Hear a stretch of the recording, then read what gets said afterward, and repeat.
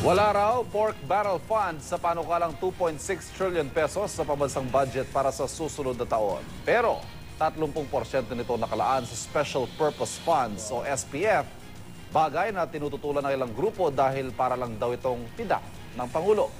Narito ang report. Minsan ang binansagaan ng mga kritiko ang Special Purpose Fund o SPF bilang pork barrel umano ng presidente. Ang SPF ay mga lump sum fund na nakaantabay para sa mga programa at proyektong di pa natutukoy sa panahong nilikha ang budget. Sa kabila ng panawagan ng mga anti-pork barrel group na buwagin ng SPF, kabilang pa rin ito ng panukalang budget para sa 2015. Pero hindi naman daw ito kalakihan, sabi ni Budget Secretary Butch Abad.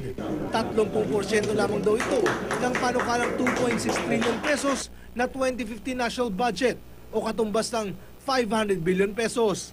Ito'y alokasyon para sa Office of the President na maaaring hugutin sa panahon ng kalamidad at para sa iba pang gamit.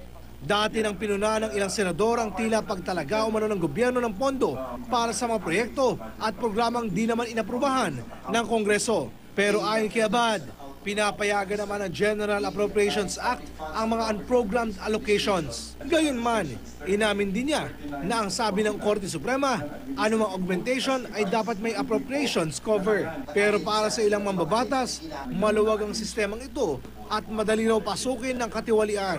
Parang hindi transparent ata yung pagkagawa nun. Na walang pahintulot galing sa Kongreso. Hindi maliwanag. Sa mga susunod na araw, inaasahang sasailalim na sa deliberasyon ang panukalang 2015 national budget. Ang pinakamalaking bahagi nito ay tinalaga pa rin sa mga serbisyong panlipunan, infrastruktura at pambansang depensa. Para sa unang balita, Oscar Oida, reporting.